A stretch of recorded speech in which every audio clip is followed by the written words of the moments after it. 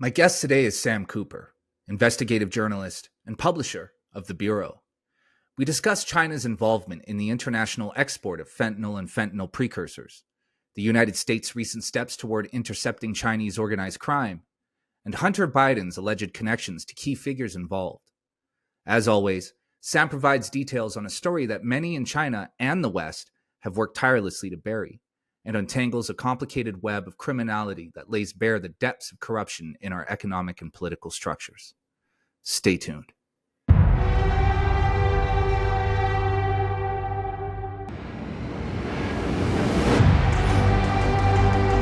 Sam Cooper, my brother, we're back. Another one. How you doing?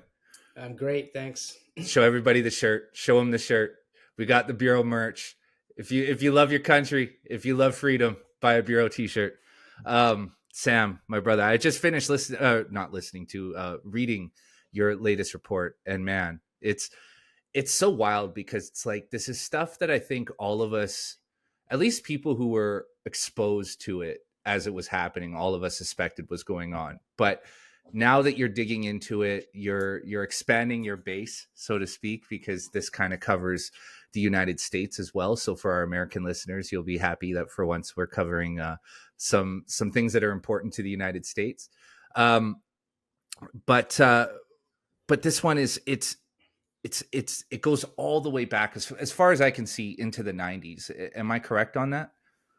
Absolutely. I mean, I've been sitting on, and in my book touched on, intelligence I collected from a great Canadian patriot named Brian McAdam, who was an immigration control officer in Hong Kong, and accessed deep intel from U.S. what is now U.S. Homeland Security, Border Control, the Royal Hong Kong Police, which of course at that time was British based, and so they had deep intel into triads, the Communist Party, all this kind of stuff. And so it goes deep. We're talking about how ports around the world are basic, and investments, Chinese military intelligence, tycoons around the world are being used to corrupt governments. That's what it's about, and how this is, I believe, a central cause of the 100,000 or more Americans that died last year from fentanyl overdoses.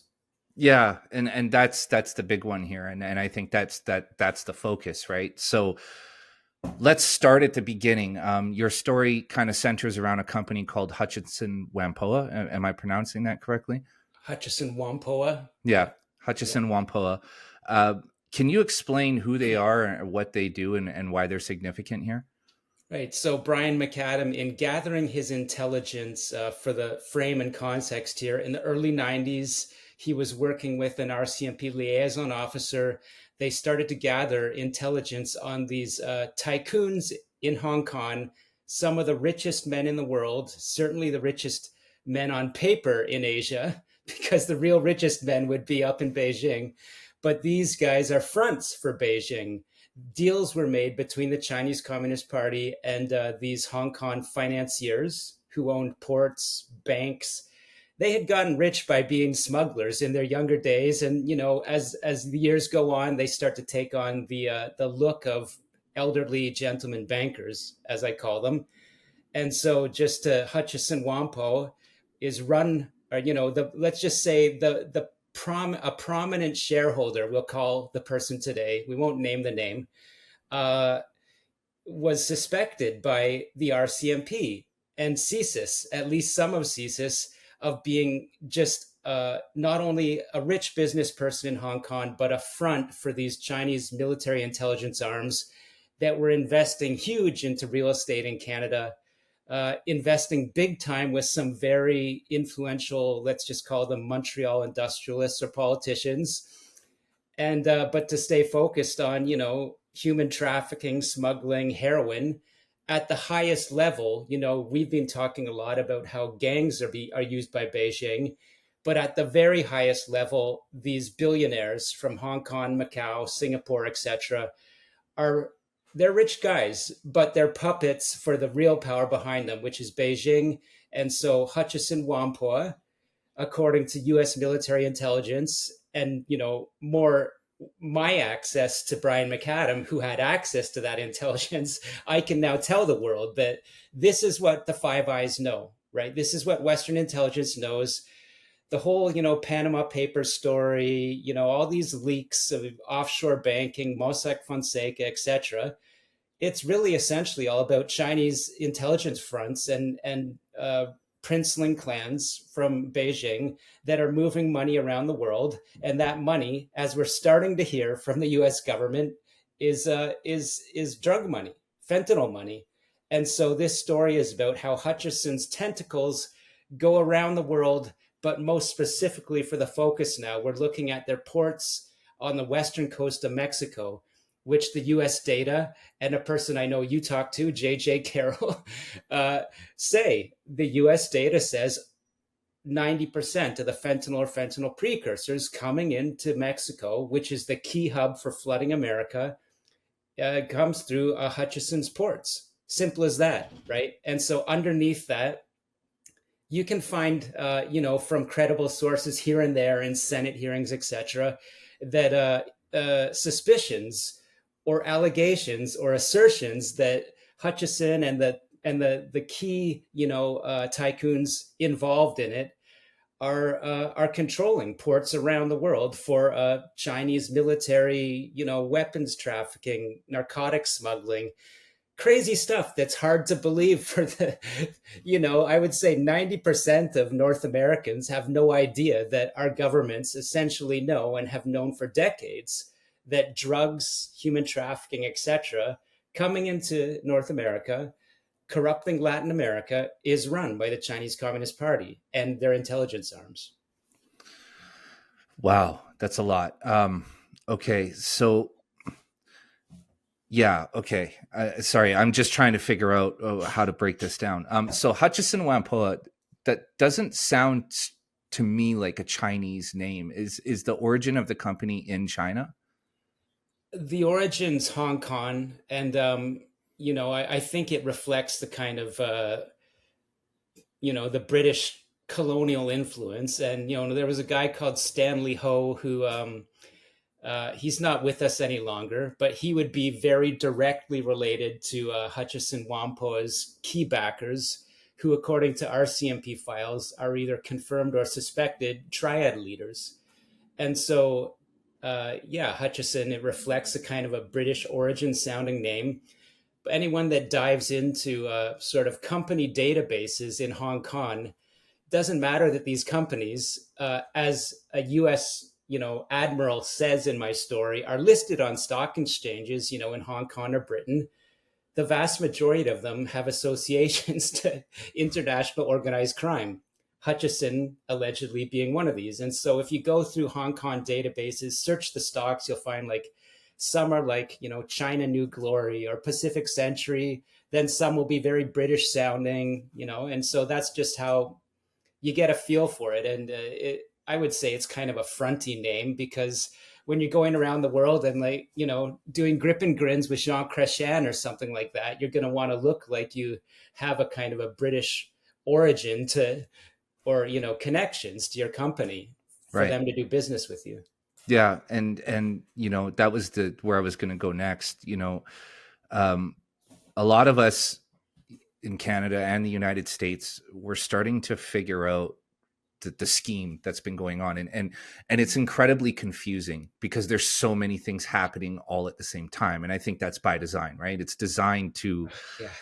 it's a sleight of hand trick, right? But it's a million different hands moving at once, and you as an investigative journalist have taken on the massive task of unraveling this all, and it's incredibly confusing and it's incredibly entangled, and so I think here in Canada we're kind of centered, our focus is now centered on Chinese influence in our last two elections, right? And I think a lot of people have kind of made the mistake of assuming that this entanglement with China begins in 2015 with Trudeau, but it extends way far back. So can we go back a little bit and kind of trace the timeline here?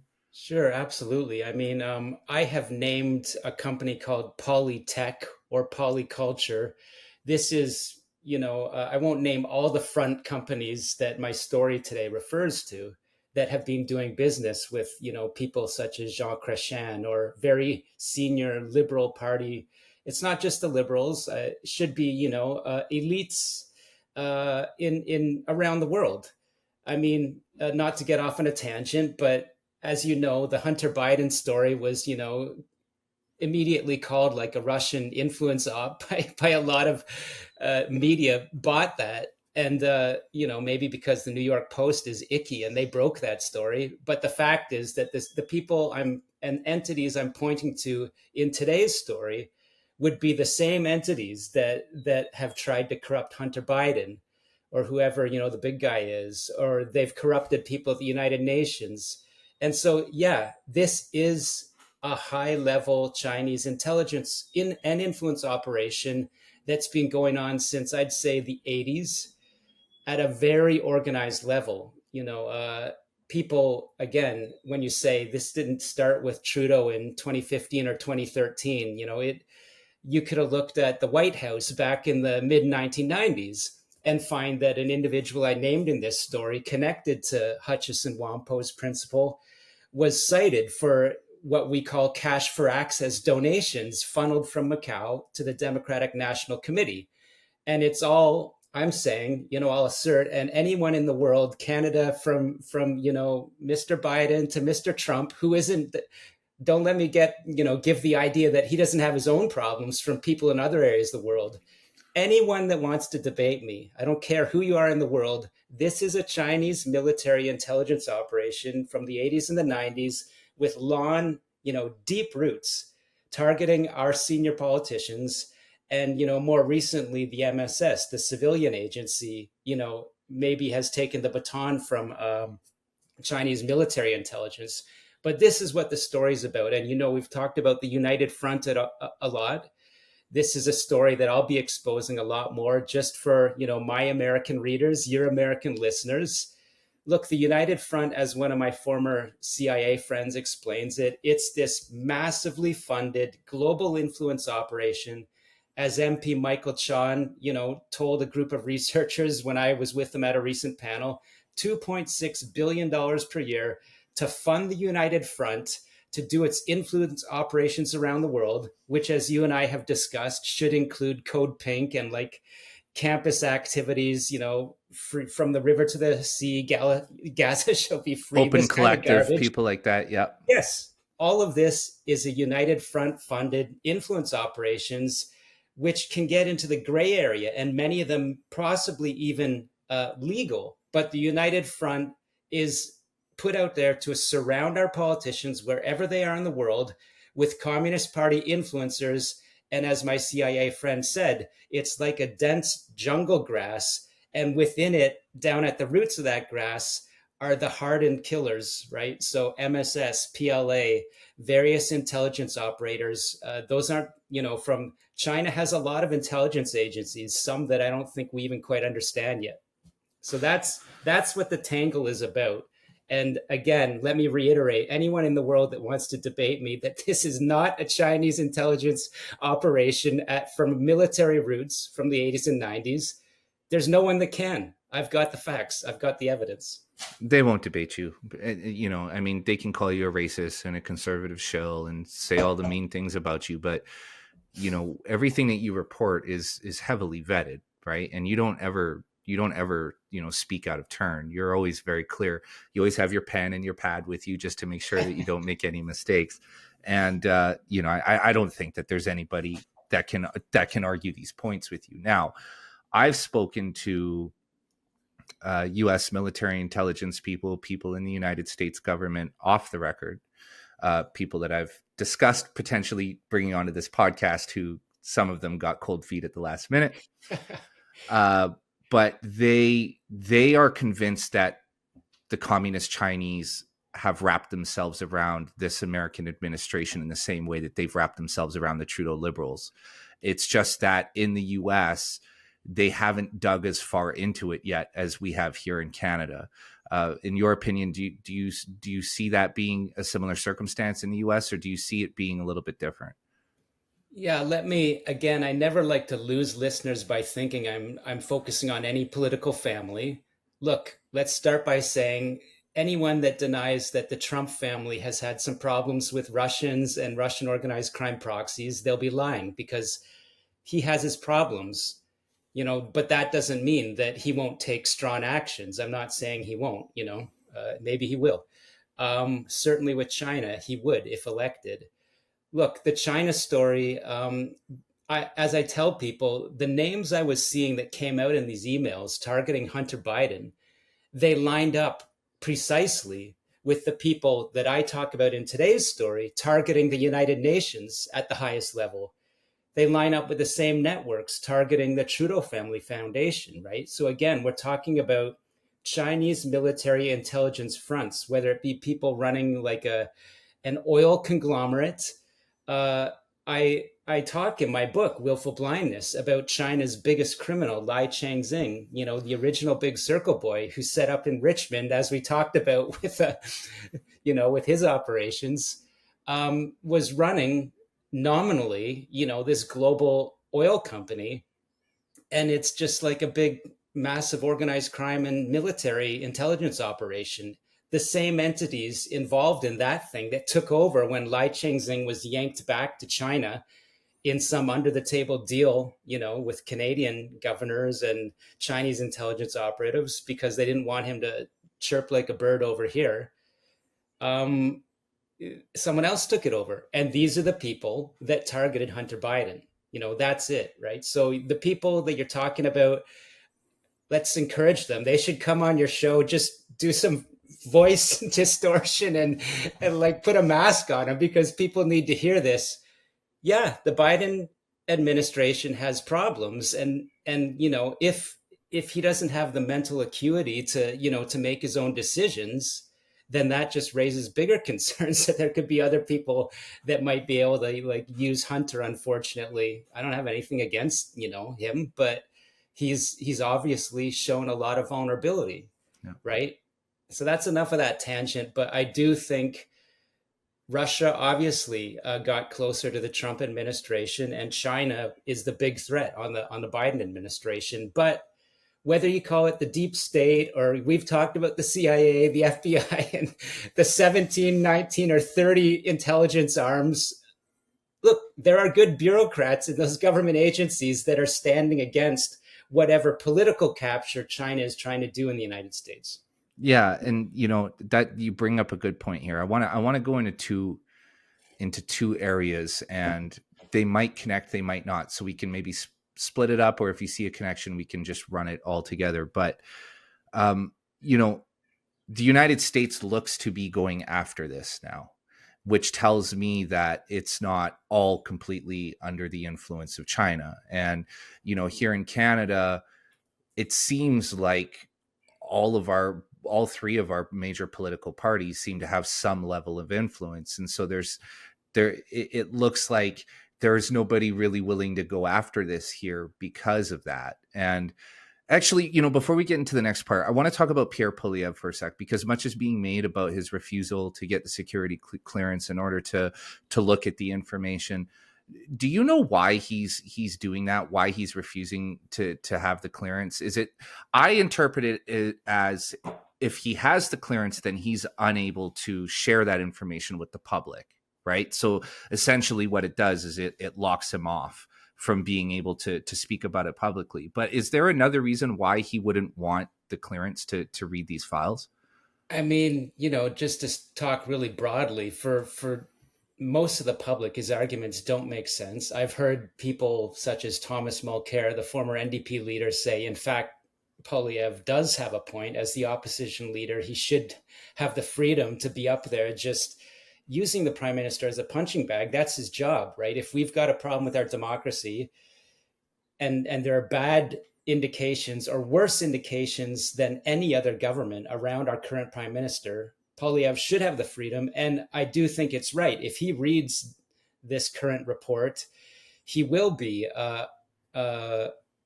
probably limited under sort of national secrets provisions from saying, yeah, I know this person in the prime minister's office, or this minister or caucus member is the one cited in a transaction. But let's not get it distorted. there's no doubt in my mind, because I know, according to uh, source information that's supported by just brazen open evidence, that Mr. Polyev would have, at least until recently, had a very high level, vulnerability himself, and I believe does have problems in his caucus. So it's kind of like a half and half argument. There is something to him, being hand tied by reading that intelligence, and there's also something that kind of a pox on all of their houses, like I say about Trump and Biden, or three parties in Australia that I talk about in this story that were very obviously targeted in a Chinese organized crime intelligence political donation scandal that implicated a key senator in Australia.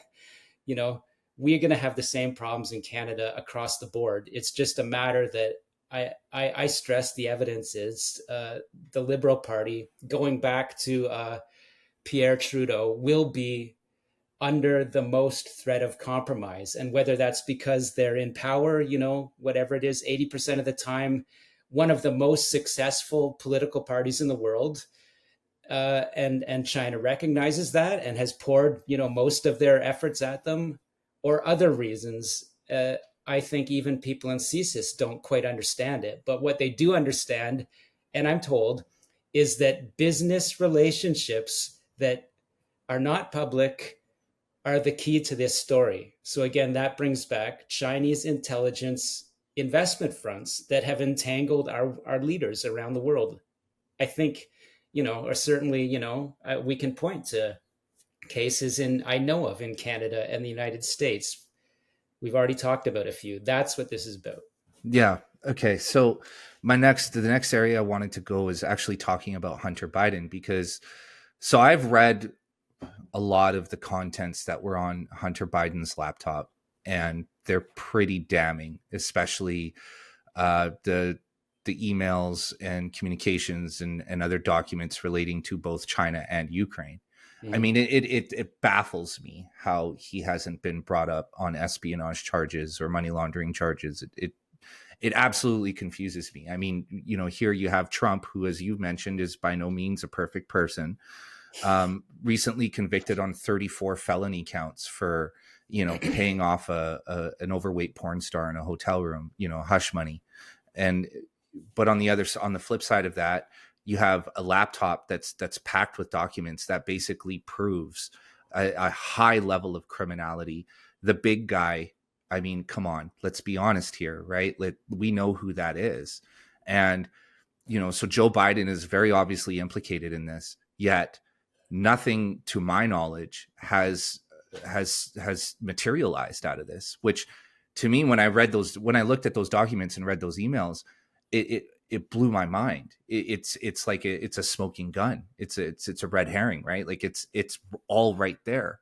So let's talk about Hunter Biden. What are his connections to China? What are the implications, at least, right? What are the allegations? And yeah, let's start there. What is the story between Hunter Biden and his Chinese connections?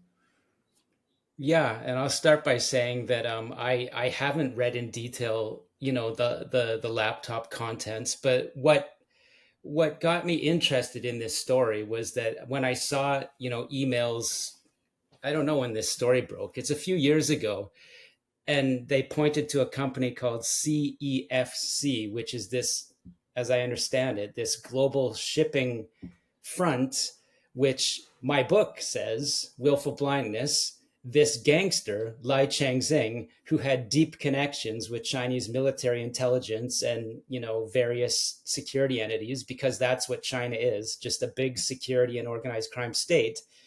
When I saw that the same entity that, these emails are targeting Hunter Biden in some sort of under the table investment arrangement, um, and I recognized names from my book that I knew to be, organized crime or intelligence, that told me right there that this appears to be a high level Chinese influence operation.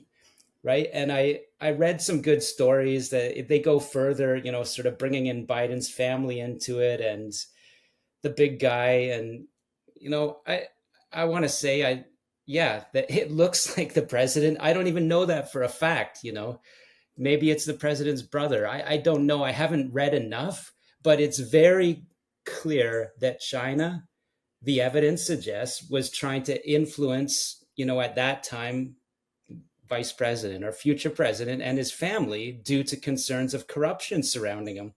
And whether Biden, was just kind of turning a blind eye to his family members that had turned the family into a business of sort of influence peddling, those are real concerns. Whether you're a Democrat, a Republican, an independent, right? If you care about Russian gangsters, in Toronto getting a piece of a Trump Tower, if you care about in Vancouver all these, foreign criminals or officials buying suites in the Trump Tower in Vancouver, then you've got to care about the other side of the aisle, right? You've got to care about Biden. And it's a problem with our democracy.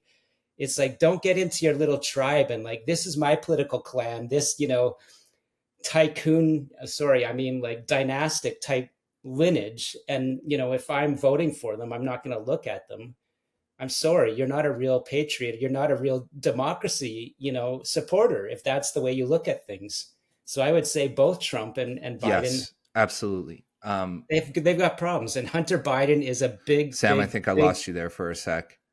Oh, Sorry, I am I, lost you for a sec. Please go back. You said supporter of democracy and then you cut out. Go back again. okay. So if you're only, I'm saying that you're right.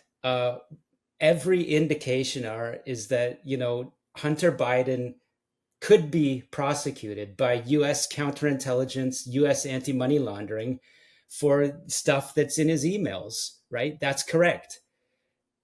But we've just got this horrific divide in Canada and the United States now, where if someone that we've voted for, if their family members are involved, then we won't look at it and we say look at the other guy. So I think this speaks to a deeper problem about our democracies right now, whether it's like dynastic families, shouldn't really be happening in our democracies, and the corruption of foreign states targeting them. And as I've talked before, the big elephant in the room is like especially in Canada, corruption and organized crime is just getting deeper in our democracies.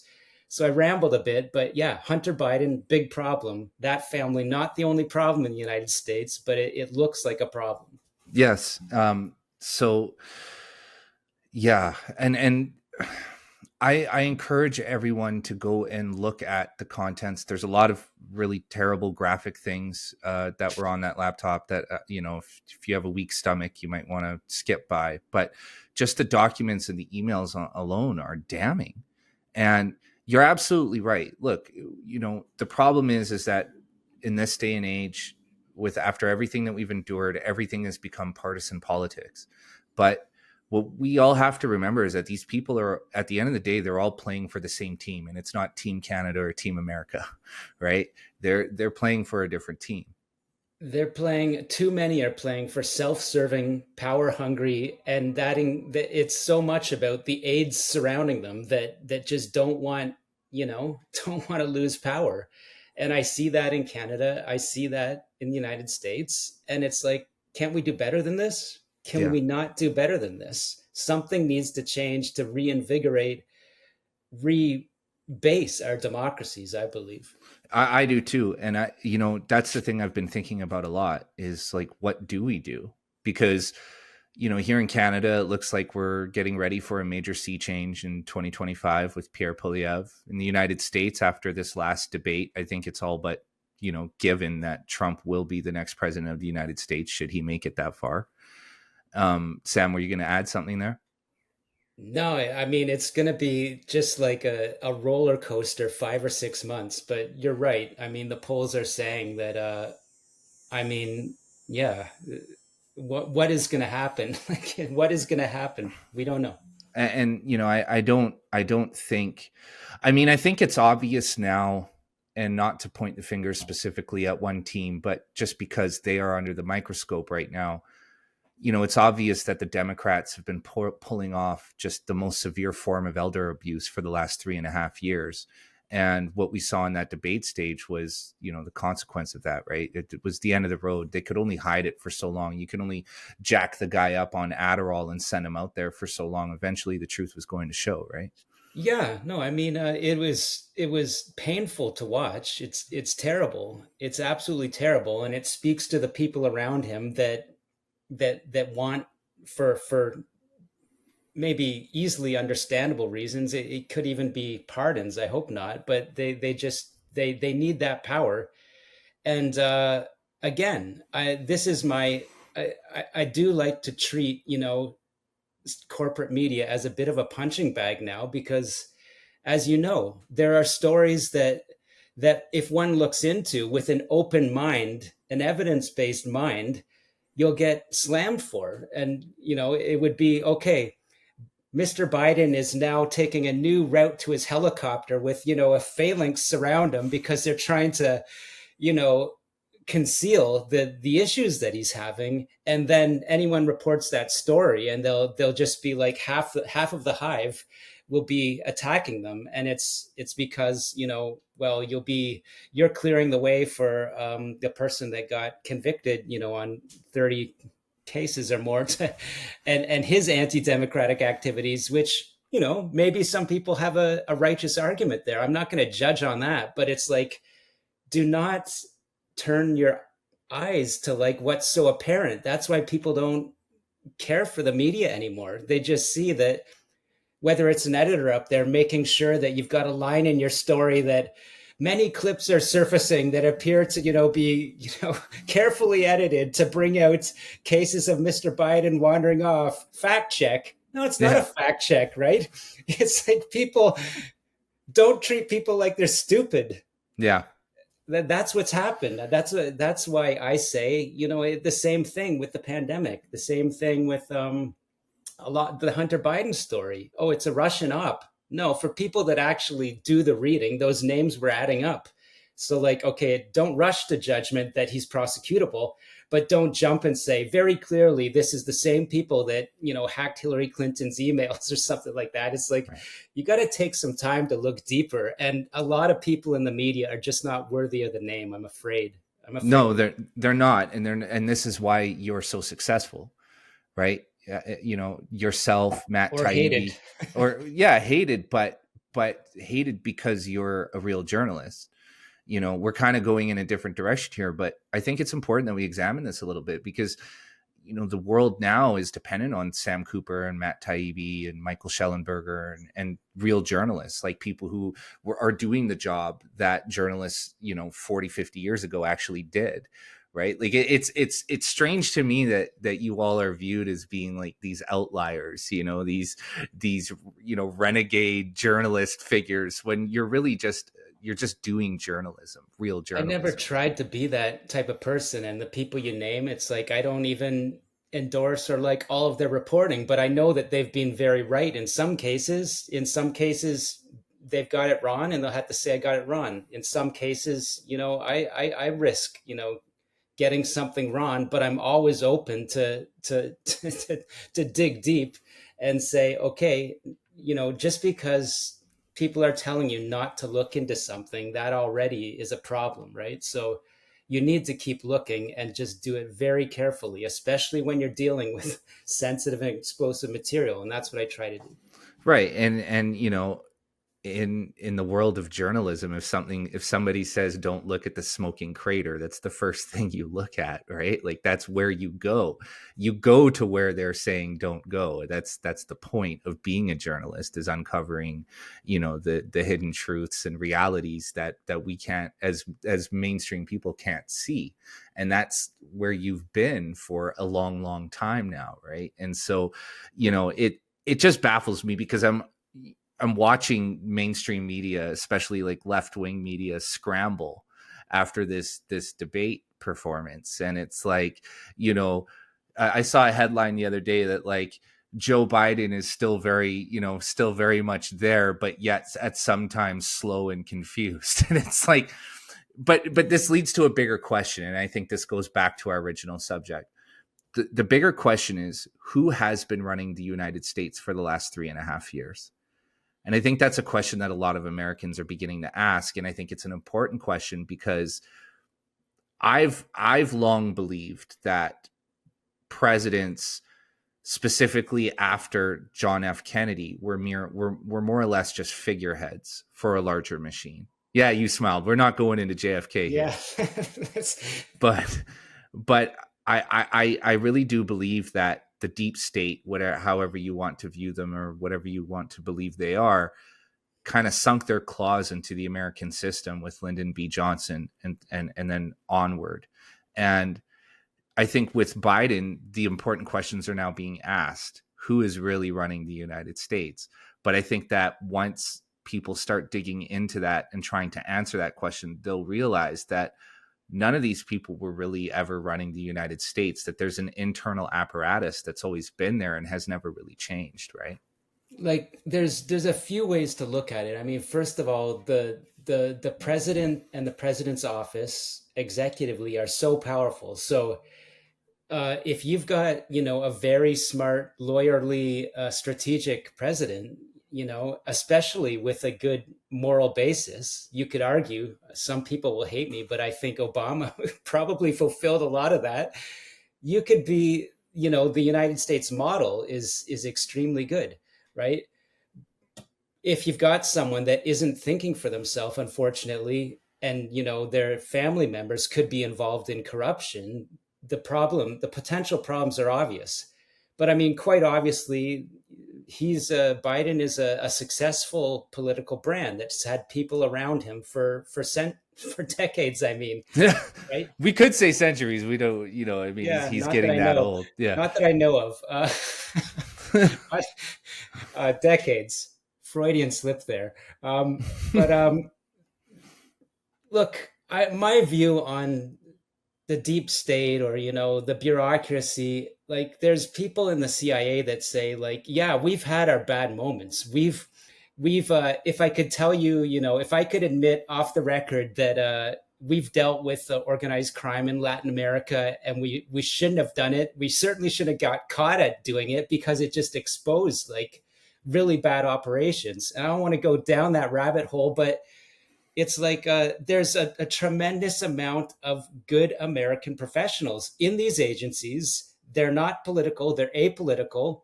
Of course, some people have leanings, we all do, but they're trying to do their job, which is to protect the United States, right? And obviously, it's important in the world that the United States has that powerful role. So some people say, like, don't attribute all that much to the CIA. It's no different than the DMV. It's a government agency, and it gets things right, it gets things wrong. They've got some, some killers and some very strategic people in there, but that's their mission, right? And so they've got their authorities. And I just want to say that I'm a believer that there are good American professionals, and Canada needs to up its game and have, you don't want a situation where you've got institutional decay, where people like the Canadian military, people are running for the hills and they can't recruit because it's an institution no one that has been undermined and no one cares to serve for anymore. All kinds of problems. And, we need good institutions that have people that take it very seriously, that I'm apolitical no matter what party you're from. I'm serving, my oath says I'm serving Canada or the United States. I'm not serving you, but I'm going to respect you because you're the elected person. So that's kind of my rant on that subject. But I want to agree with you that there are most definitely times when some rogue people in those various agencies, I would say especially because of political capture, is the big problem. And that's when those people start to buy into, oh yeah, let's support this family. Or no, that's how China runs, right? It's run by some families, and we don't need that in our system. And I don't like it that we're there right now. Yeah, absolutely. And so let's circle back here to Hutchison Whampoa, because this is actually a really good segue. You've drawn some links between them. Well, not some, a lot of links between them and, figures in the United States, in Canada. So let's talk about the ports. How many ports do they own? What are the key ports, and where are they located? Yeah, they've got ports worldwide, and this my report today is based on historic intelligence, from Brian McAdam, this patriot that's no longer with us, that nailed the problems confronting the United States and Canada so accurately 30 years ago, right? So Hutchison Whampoa has ports in Bahamas. Back in the late 90s, it became controversial that they used a front company to kind of secure the Panama Canal. They're all over the Caribbean. They are in British Columbia. Uh, so if you're looking for reasons why Vancouver is the epicenter of the fentanyl crisis in Canada, look no further than Chinese military sort of intelligence linked shipping companies, port facilities, and tycoon fronts, organized crime tycoon fronts that are just flooding, I believe, fentanyl precursors into Vancouver and Mexico.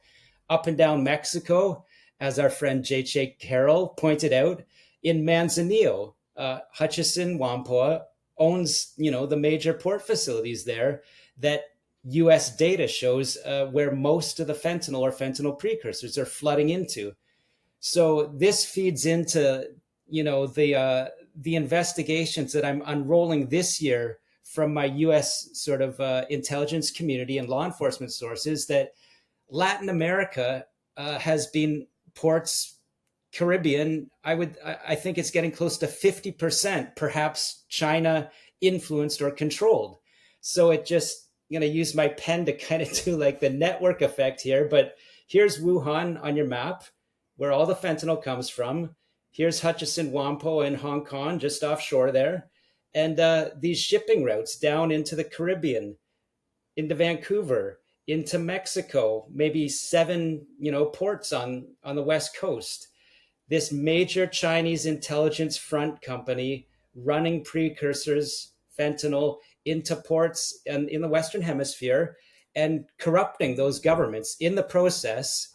You know, my answer is expanding a bit into this is part of what my, US State Department or intelligence official kind of community sources say is what they now believe in Washington is, efforts to undermine other governments with narcotics, with corruption, with trade, that on the surface looks like so-called Belt and Road, port or infrastructure, but is really China taking over, all these port facilities around the world, like a big giant risk board game. So you mentioned Vancouver, and then you have various ports in Mexico and Latin America, but there's a big chunk between them, and that's the United States. So why is Vancouver a major import channel for fentanyl and fentanyl precursors, yet say like the port of Los Angeles, which is one of the biggest ports in the world, why is the port of Los Angeles not? And I think we know the answers to these questions, but is it just due to Canadian cooperation and just weak security, or is there something else there? Yeah, I mean, that's the perfect question because I detail this in my book. And we can just say, without naming too many names, my story today refers to these Chinese military intelligence fronts related to Hutchison Whampoa's prominent shareholder. And these entities are implicated in U.S. government investigations back in the 90s should be of running AK-47s into the Los Angeles port, where PLA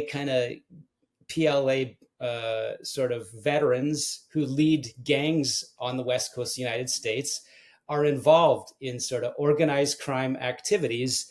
And there was even a U.S. official involved in that prosecution that said this is an attack on the sovereignty of the United States, right? So let me just break it down again.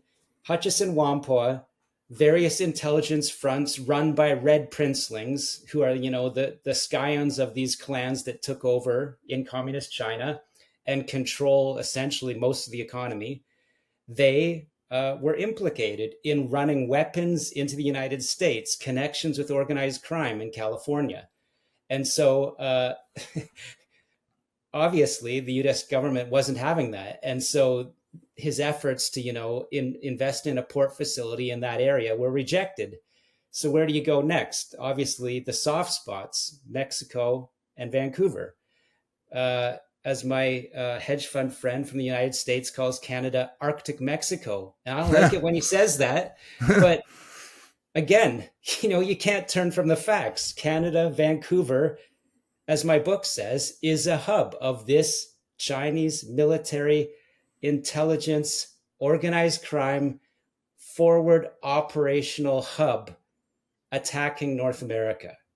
This is how one of my police friends puts it. This is how my former friend from the U.S. State Department, who's now running an NGO, warning leaders around the world of what China's really up to.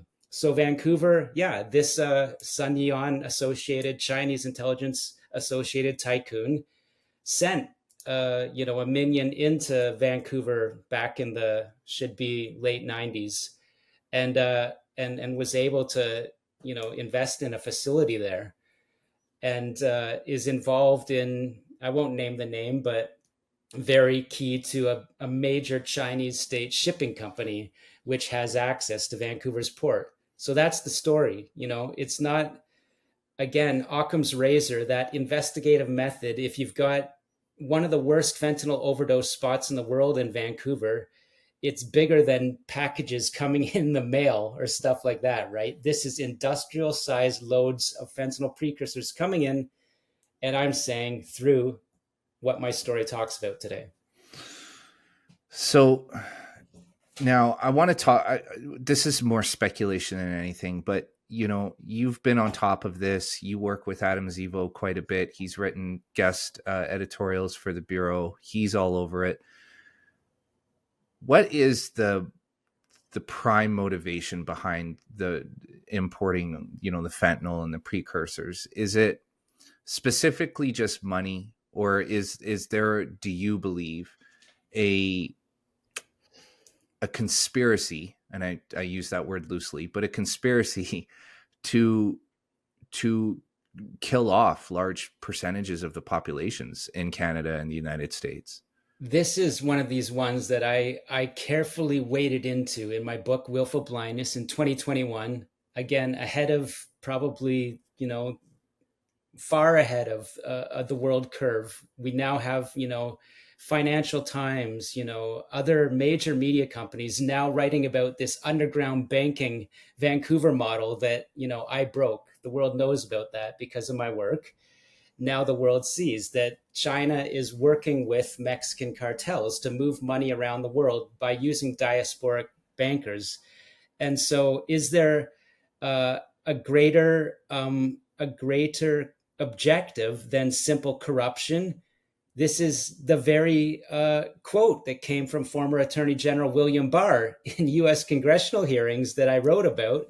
He said, many of us senior U.S. officials believed for a long time that this was more than just all these senior Chinese Communist Party leaders that we know, that is U.S. knows, are dealing with triads in corruption relationships. Mr. Barr said, now there's evidence that it's strategic corruption. This is not, a few officials getting enriched by the triads. No, this is China, which is a mafia state, using organized crime as a front or white gloves to move, precursors, which are a huge boon to China's economy, around the world. But not only that, are integral to these global underground money laundering operations, where China essentially, as one of my sources, you can call China the biggest illicit financial crime network in the world. China at large, not these triads, because they use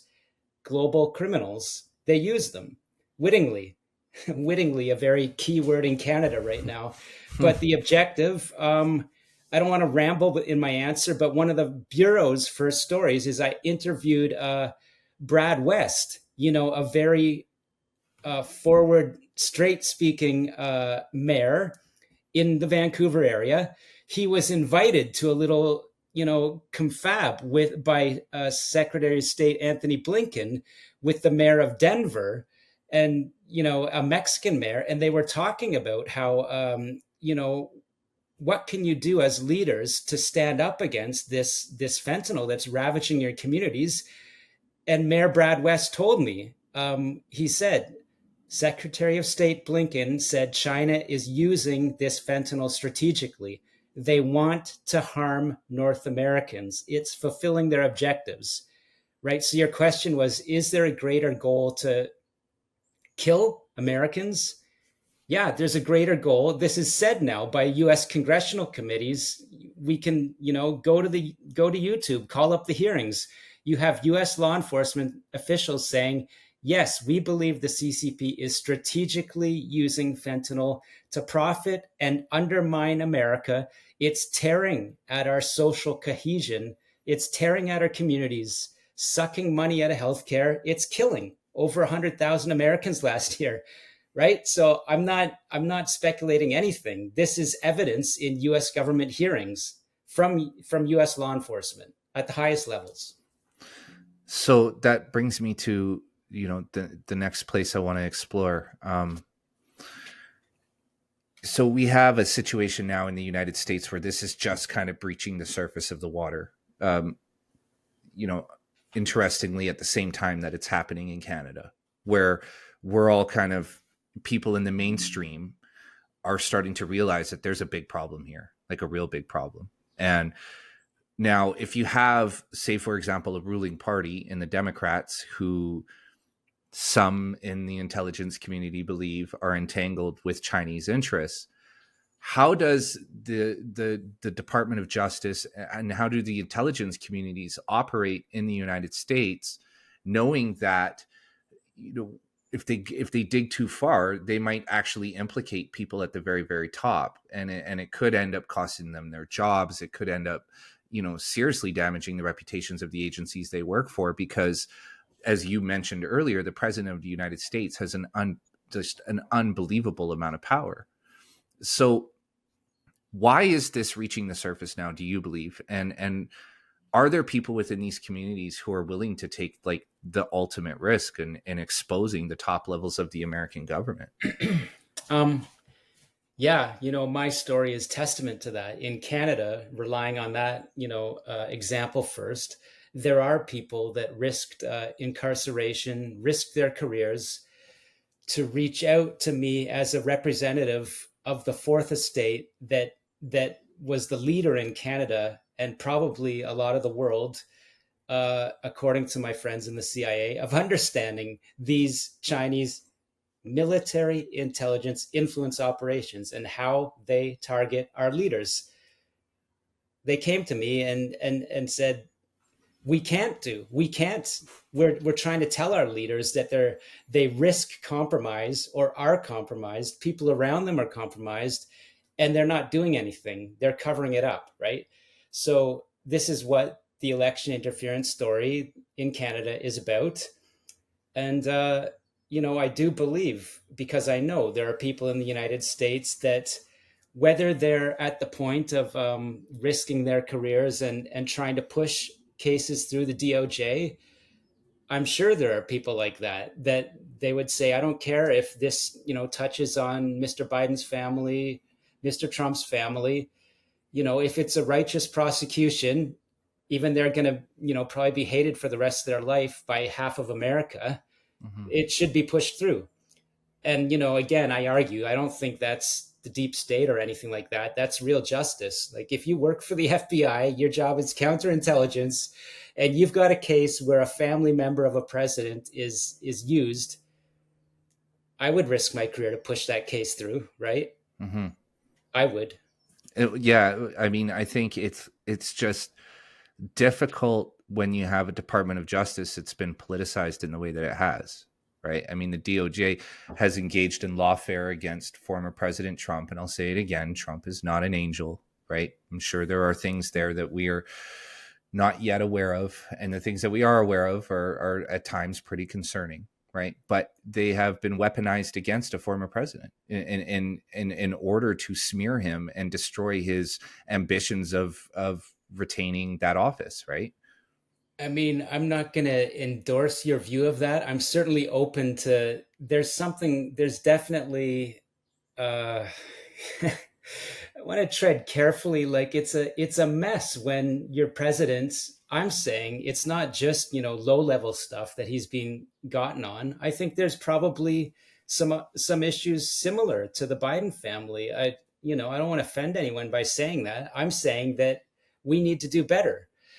We Yeah. need to do better. But I do think, I will say, yeah, I think anyone that says the DOJ has been politicized or risks being politicized by either side of the aisle, I think they're on the right track. That is a big risk. And we, I'm not American. I'm a deep friend of America. We need to do better, right? We Yeah. need to do better on that. We need better mechanisms to make sure that justice is, in fact, you know, is blind. That is, it's just justice. It's not willfully blind or willfully targeting for political reasons. That's right. That's right. And that's exactly my thought too, right? I mean, if we want to talk about candidates that we support, I mean, if I were American, I would have all my weight behind Robert F. Kennedy Jr. I think he's the most plausible candidate in this election, but we're not endorsing anybody here. And I can see Sam. I'd bring Obama back. so so I want to talk about, because through all of our conversations, Sam, the one area I think that confuses people is because here in the West, you have big multinational corporations, and you have your government, and in a lot of cases they are entangled together, but we just don't see it. However, when you say front facing, organizations for the CCP, when you say Chinese intelligence linked, or for example, this Hutchison Whampoa company, can you explain the connections between, say, a company like Hutchison Whampoa and the CCP intelligence arms? Can you explain how those connections are made? Yeah, so it's just like this CEFC, Global Shipping Company, that targeted this network, targeted Hunter Biden. It's essentially, it's just a big front. Uh, it's a major industrial, business that has interests around the world. But, whether they're the VP or, hidden a little bit lower down in the management structure, there's intelligence officers. Or right at the top, there'll be, an organized crime figure who's gotten rich by smuggling stuff around the world, you know, smuggling oil into North Korea to benefit that regime and being used by China as like an insulation between China sending oil to North Korea for sanction reasons, or China sending, enriched uranium or things like that to Iran, or telecommunication stuff that is sanctioned. Right. They use these companies as fronts. I think Skycom was the one that came up in the Huawei case, which was found to be sending, things that Iran could use in its security apparatus, high end stuff. So uh, Huawei in itself, you can say it purports to be a company, a private enterprise, but U.S. intelligence says it's not. It's a PLA and MSS linked vehicle to run operations around the world, to embed itself into other economies. I think that's the easiest way to look at it. And Hutchison Whampoa, yeah, you just think about if you were, the British Empire, 100 years ago, wanting to take a little bit of advantage of opium and things like that, you'd have some very well connected kind of lords or things like this running ships around the world, and in the hulls would be bad stuff. And so this is what is said about Hutchison Whampoa today. In its hulls, uh, not its hulls, like the Hutchison Whampoa is an empire related to shipping companies, ports, etc. Their vehicles, their access to transportation around the world is used to run weapons and narcotics. Simple as that. But beyond that, as my story says, the tycoons who are running it are fronts for the military intelligence behind them that really own and run the company and let these gangsters profit and become rich. the gangsters are fronts to politically donate to whether it be the Democratic National Committee or the Conservatives in Canada or the Liberal Party, who is really being targeted. And that's the reason for our story. Tycoons who are organized crime, run by Chinese intelligence, have done business with senior Canadian officials, business leaders, senior elected officials. That's what the story is. Calling it back to, your sort of historic look of this has been going on long before Justin Trudeau's win in 2015. Now, within the Liberal Party, it started probably due to, major trade changes started by his father. And when it really starts to get interesting is when Jean Chrétien gets involved in the sort of Asia Pacific trade. And I'm saying this is the center of this story. Yeah. And that's, that's the hard part about this, right? Because this traces all the way back to Pierre Trudeau. And, I would say point A of it all would be Henry Kissinger in the United States, who opened that door to China, right? With Nixon. And so this is a long time coming. This is a long time in the making. And the way I always try to explain it to people is, what you just described essentially, and correct me if I'm wrong, Sam, but it's like a Russian doll, right? You have Hutchison Whampoa as the big multinational shipping company. Inside, you have the gangsters and the smugglers and the drug dealers. And then inside, you have CCP intelligence, and then inside you have the CCP. First of all, you're so right, and there's literally a quote from a U.S. think tank that says one of the companies I kind of referred to without naming in this story, Polytechnic, is related to a company founded by Hutchison Whampoa as principal. And the way this U.S. expert explained it is it's a Russian doll. You peel back layer after layer, and at the center is the hardened core of Chinese military and intelligence. So you're 1,000% accurate in your assessment. Well, thank you, sir. I have Sam Cooper to thank for that. So how do these criminals and gangsters get involved? Is it a situation where their smuggling operations are initially bankrolled by people inside the CCP, or is it a situation where they come up, the typical organized crime story, right? Build themselves into these big figures, and then CCP intelligence co-ops them? Like how is that connection made? It's a great question, and it's one of these ones that I like obsessively think about. Are there differences between the Russian model of an organized crime or mafia state and the China model? And what I've gathered is, if we're talking about the people, the focus of my story today, these ports around the world, these tycoons from Hong Kong or Macau would made their fortunes as smugglers. Simply, when there was an opportunity, when some country needed something that was banned, or war was happening, they were moving contraband around the world, making their fortune.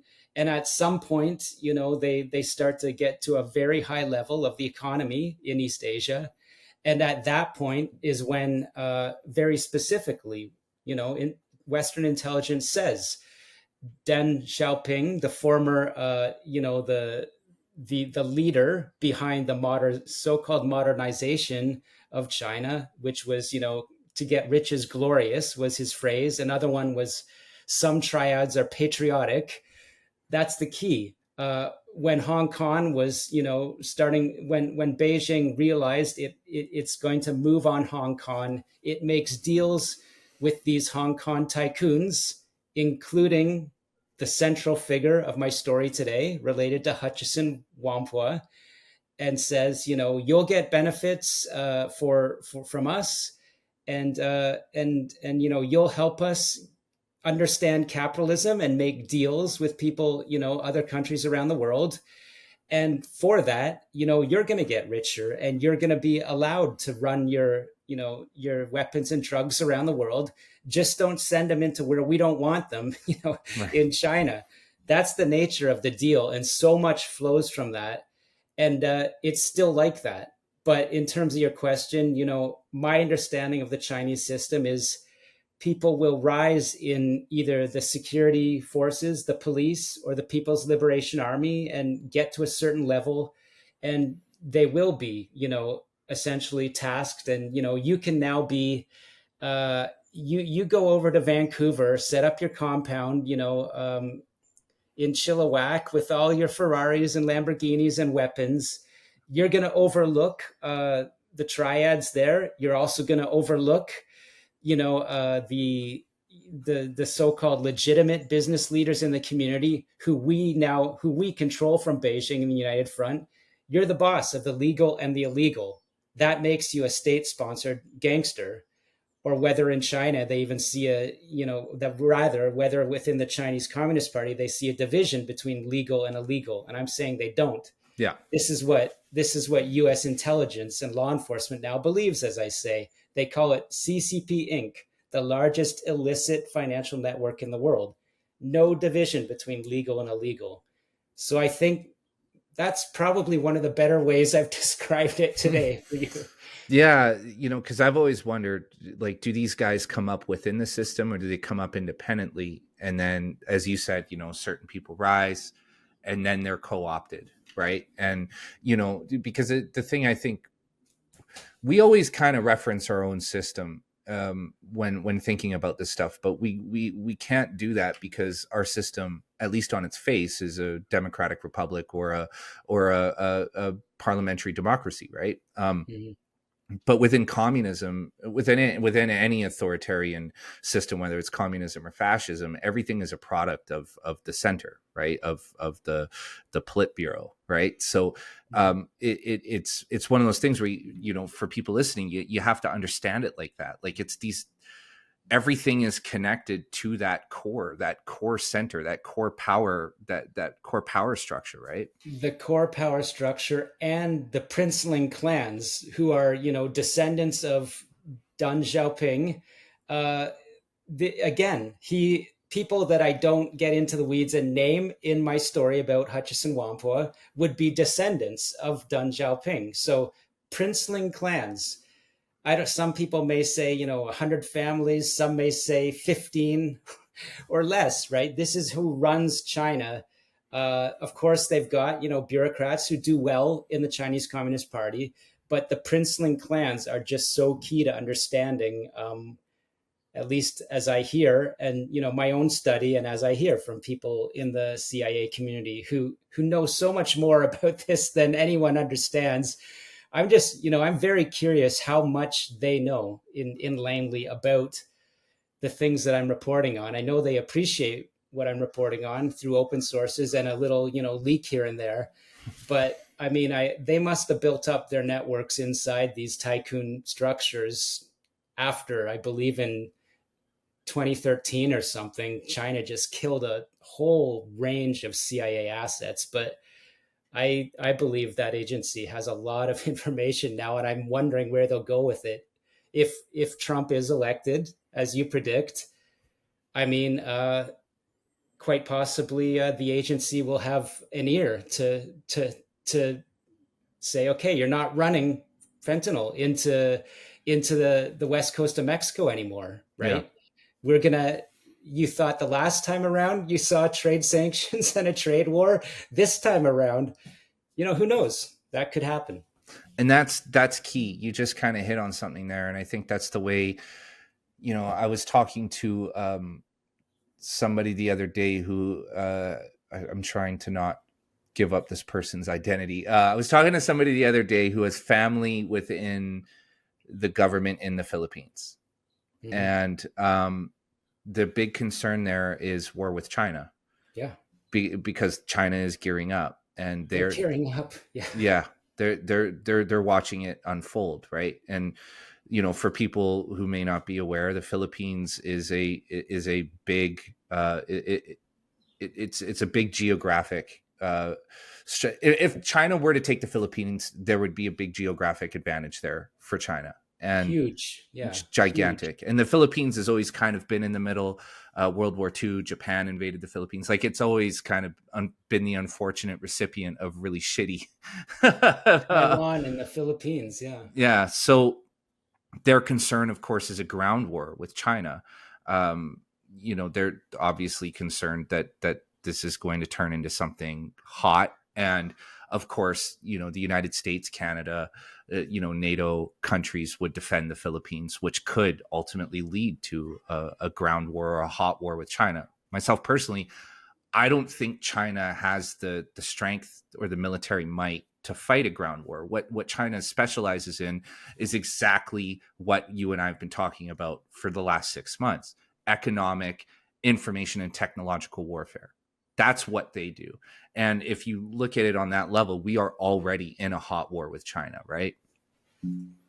I would agree with that. I've been talking about what, my more expert, friends call hybrid war for quite a while, right? And again, that sounds like an alarmist term, but it's no different than Cold War, except it's just more focused and aggressive, more sophisticated, with the foreign interference operations, the election interference, the cognitive warfare, as Taiwan, my friends in Taiwan's government call it. They are under such disinformation and cognitive warfare.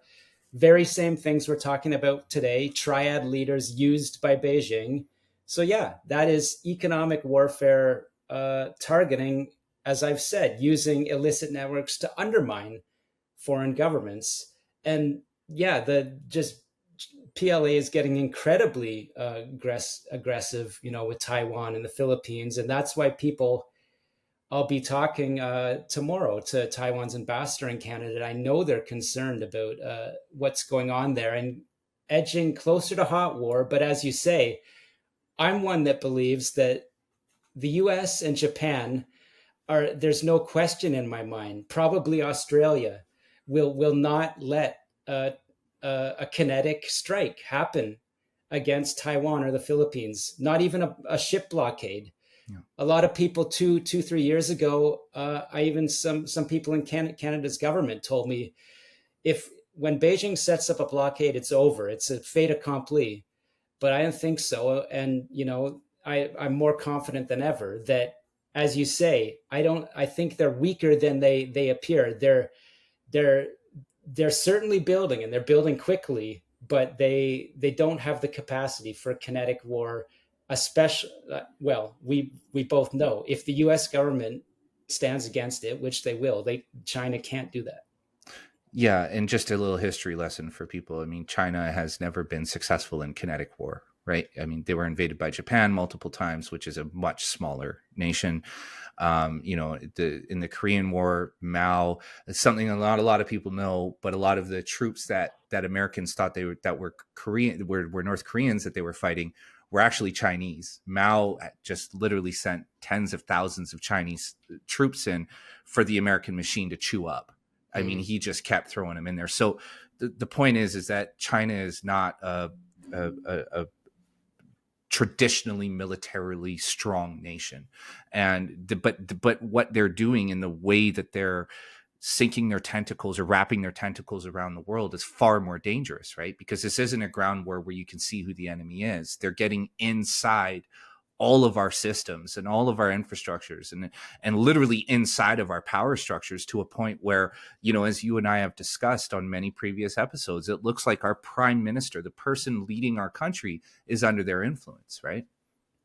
Yeah, 100%. Making decisions that aren't beneficial to Canada until pushed to the absolute wall, right? That, to me, that speaks to what people call elite capture, or the danger of, hate to say it, but if you got significant influence with the prime minister, who against all logic is just pushing free trade deals early in the Trudeau administration. We need a free trade deal with China. It just made no sense, right? Knowing what China is up to.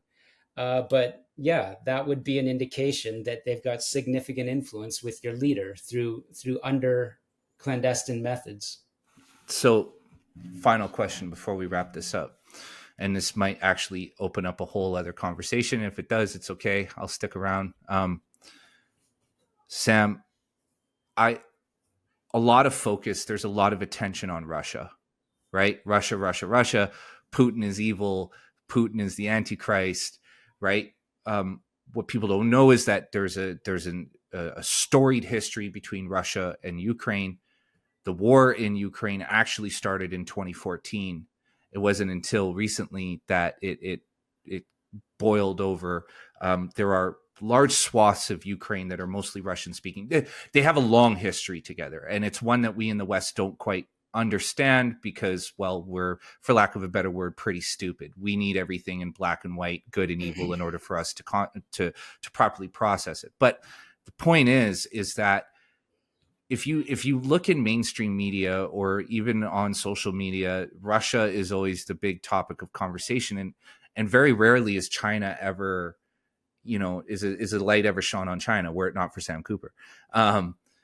Is that by design as well? And I'm asking that as it relates to media coverage. Is there something or is there influence within our media institutions that causes the media to set its focus on Russia and stay away from China? I mean, it's a great question. My mind is open to a lot of influence in mainstream media, because this is what the NSICOP 2024 report says. Like when the guy David McGinty, who heads that, was just facing questions every day, name the colluders, name the traitors, why won't you blah blah blah. Finally he comes back and says, go talk to your bosses. Canadian media companies are a focus of this report, and China's influence operations. So I mean, I don't have a good way to answer that at all. But what I do know is that, for people, by now I'm part of, I would say, almost a school of thought that, yeah, there are hostile regimes that use gangs as their central method. If we're talking about Ukraine, it's the same thing. They had tycoons that are friends of Putin. One of them's named Semyon Mogilevich, who owned large swaths of industry in Ukraine, which is a country that certainly has its large corruption problems. And, but I, being a democracy supporter, there's enough people there that say, no, we don't want Russian leaders. We're Ukrainian, right? And so that's that. And Putin, Iran's regime, but most especially Xi Jinping and Putin. There's a tape, people can look it up, about within the past year, Putin and Xi are meeting, and a translator, translates that Xi tells him, we're seeing opportunities that we haven't seen in 100 years or won't see in 100 years of changing the international order, right? So I'm saying, yeah, they just, maybe at some point they'll be fighting each other if Xi succeeds. But for now, they're in it together to undermine democracies. And we've been agreeing today that our democracies need to do so much better about, promoting real democracy. But I do think, Putin and Xi are bad guys, and there is a new axis that's against what we're trying to live, for in our countries. And so that axis would be China, Iran, Russia, North Korea, and then Middle Eastern entities. Yeah, is my belief. Okay. One final question, Sam, because this was one I was going to ask earlier and I forgot to ask it. A story emerged yesterday. The Biden administration has deported roughly 100 illegal immigrants from China. And it's a huge story because, of course, the Biden administration has done nothing to stem the flow of illegal immigrants rolling into the United States. It's to a point where it's almost as if you were more conspiratorially minded, that it's on purpose. Now, I'm not going to drag you down that rabbit hole, but them deporting 100 military-age Chinese men who illegally immigrated into the United States is a sign of things to come. Now, in your view, is that due to pressure from, say, the intelligence and law enforcement communities, or is it more political in nature? I'm leaning towards political. I think the Democrats know they blew it with that debate against Trump. They have to act fast. They're going to start closing down the border. They're going to start deporting people to kind of put on that face leading into November. But you knowing, having the access to the information that you have, do you see that as being more of a political maneuver, or is there some deeper aspect to it? Um, yeah, it's a great question. I mean, first of all, there was a story that preceded that about some ISIS threats being in the United States, and that would have surely caught a lot of people's attention. And the people, the ISIS assets, I'm not sure exactly, but quite possibly they would have been introduced through the southern border in these very same Chinese triad and Mexican cartel human trafficking networks that are, as I've reported, historical Canadian intelligence says controlled by the Chinese Communist Party or working with the Chinese Communist Party. So bad people, that is terrorists, drug traffickers, PLA, organized crime working for Chinese military have absolutely been introduced. And as I've told you before, I think this is largely, an economic migrant situation at the U.S. southern border when we're talking about China, but a tremendous amount of organized crime and Chinese intelligence will be within that and will be used against the United States. So to your question, I mean, the Biden administration recognized months ago, even I was reading the New York Times day after day that, his policy was failed. They had put a pause on the ability to, deport, and anyone could claim asylum. And it was just, we talked to the same people. It was very obviously, allowing the gate was wide open to undermining American society, if we want to put it very simply. Um, and so I do think that this 100, certainly there has to be a political element to that, but they were already on the path of trying to turn the boat away from Biden's. Admittedly, I think most Democrats would admit now, when you look at the numbers that rushed through the borders illegally, it's like, even if you think yourself a warm-hearted kind of, social justice person, you at some point you have to admit that this is very quickly having a damaging effect on American society. And so Biden had to change. And this, what you see, I think would be the latest. Those are probably 100 very bad people that the U.S. intelligence community had significant information on. Yeah, and I recently released an episode that I did with Michael Yon, and I'll put you in touch with him in private because he has a lot of knowledge on this stuff as well. And what he talked about was how, and you and I both know this, but how China, uses immigration, frequently weaponizes immigration, right? And that leads to a larger conversation that I don't think you and I are going to have today, but maybe next time, after, when we circle back on the next one, we should talk about what that means. Like, should we put a moratorium on immigration from China? Right? Is that something that we should be looking at doing? Because as you have noted in many of our conversations and in almost all of your reporting, that the Chinese diaspora is very important to the CCP power structures, right?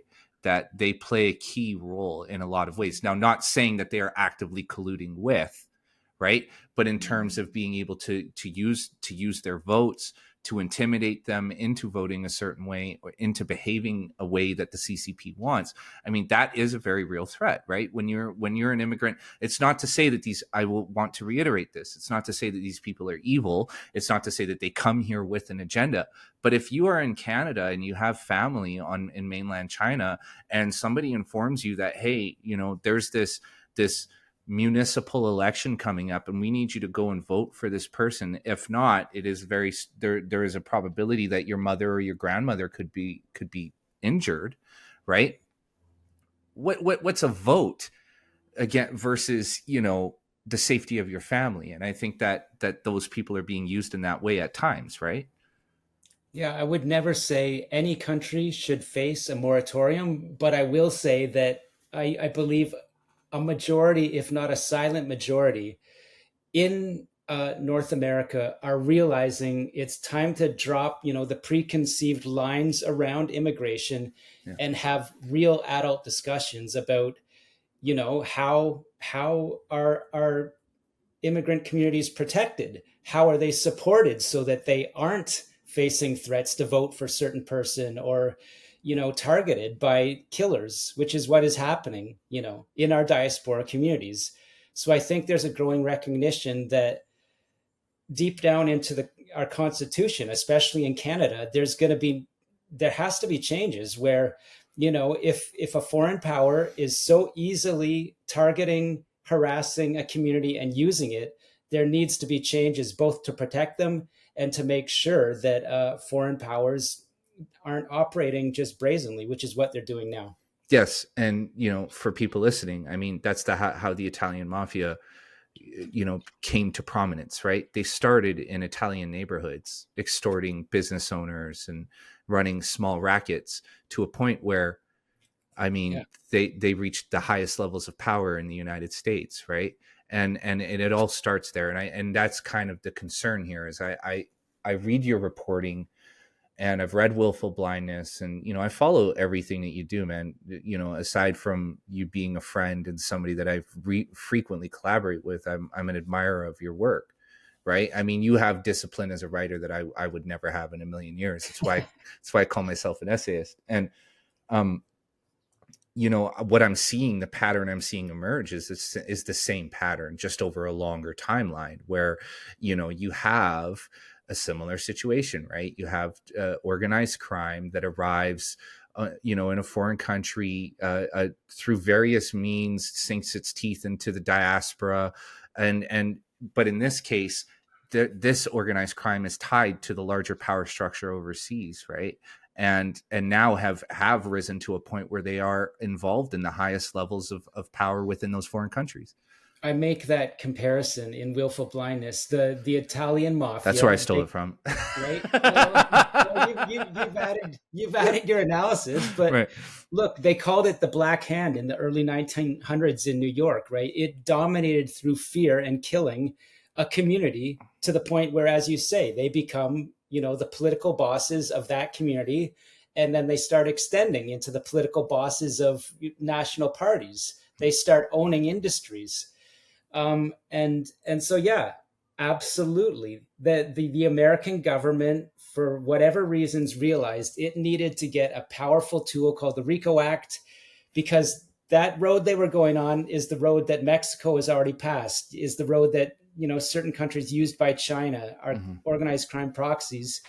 And yes, I'll hammer that again and again. And I'm going to call back and say, anyone in the world that wants to debate me, no, this is the big threat in Canada now, that 5% of our population, with so many people that are great people contributing to this country, but living under threat of bosses that are organized crime and that are corrupting our politicians. That's the number one threat to Canada right now. And we'll end there. Sam Cooper, my brother. Oh man, I'm just so happy that we get to have these conversations every couple of weeks. You're disembarking for a well-deserved vacation, and we'll circle back when you're back, man, because there's so much more to go out with this. Yeah, I'll be in a European undisclosed location, not on X, not on social media, but there'll be stories coming out because I've thought ahead. So Even when he's on vacation, he has a plan. The Bureau will be in action. Yeah. All right. Well, listen, Sam, when you're back, we'll do this again. Because of course, I always feel like every one of our conversations, we're just kind of like chipping away at the tip of the iceberg, and there's so much more to cover. And this one was a little bit more scattered, but I think important, because you explained a lot, and I think for our listeners, both in Canada and the United States, we need to understand that how all encompassing this really is, right? And how much ground it covers. Yeah, and I won't try to extend the conversation, but what you said, we're talking about some uncomfortable ideas that need to be confronted, as Australia's former Prime Minister, the Honorable Tony Abbott, in a panel discussion with myself recently in Ottawa, at the end of the day, he said, our brothers and sisters in China need to be free of the Communist Party. Yes. That's the solution to the things we're talking about, right? That's the solution. Yes. That, yeah. No, sorry, please, Sam, to finish your thought there. No, that our brothers and sisters need to have the same rights as we do, and not as another Australian, thought leader that I will have on the video podcast for the Bureau soon said, China's ethno-nationalist, supremacy is attacking, that is why, we have to think these uncomfortable thoughts about what's happening with immigration, because the Chinese Communist Party literally thinks racially they own whoever immigrates, right? The most racist ideology you can imagine. And that's uncomfortable to say, but there's a lot of people that are standing up and starting to say it now. Yes. And that. I'm so glad you said that, because, we talk about this quite often, and Sam Cooper is a racist as a running theme, but this isn't about Chinese people, right? If anything, this is about exposing a communist regime with aspirations of global totalitarian dominance, yes. Right? And that's what we're going after. And, people in China, Chinese people, are being oppressed. This is no different than North Korea. This is no different than the Soviet Union. This is no different than Cambodia under the Khmer Rouge, right? This is communism in action. This is no different than Cuba. And that's what we're attacking. We're attacking totalitarianism and ideologies that seek, racist ideologies that seek to control people based on their genetics and their ancestry, right? Yep. Endorse. Yep. Yes. There we go. We found common ground. Sam Cooper, tell everybody where they can find you. Yeah, go to thebureau.news. Start there, and then go over to @ScooperCooper on X. There it is. And Sam, if those Bureau t-shirts are available for sale, I encourage everyone to buy one. You will see me wearing mine in future episodes very, very soon. Sam, my brother, I don't know what other compliments I can heap upon you. I always say, sprinkle you and shower you with compliments at the end of every episode. But man, I'm just so happy to know you, my brother. I am so happy that we get to do this, and I'm just so happy you're there, man. Because honestly, going back to the earlier conversation, to the earlier topic of journalism, you're one of the last ones, bro. You're one of the last ones. On that point, thank you so much. And I've got someone coming up called Negar Mojtahedi. She's an Iranian-Canadian journalist that's just kicking ass. And people are going to love this video cast. She is, I endorse her 100%. Amazing. So yeah, there's people out there that are doing their thing. All right. Well, I'm probably going to have to reach out to her and steal her away from you, Sam. But for now, my brother, it is an honor, as always, to host you, an honor to hear your thoughts. And man, just keep doing what you're doing and go get that vacation, man. Relax. Don't do any writing. Don't do any investigating. If I even hear about you being on a bike out there, going out and meeting with intelligence, I'm going to be pissed. So no, it's just red wine and swimming in the Mediterranean. There it is. All right, let's close on that. Sam, as always, my brother, thank you, man. Always an honor. See ya. Thanks, man.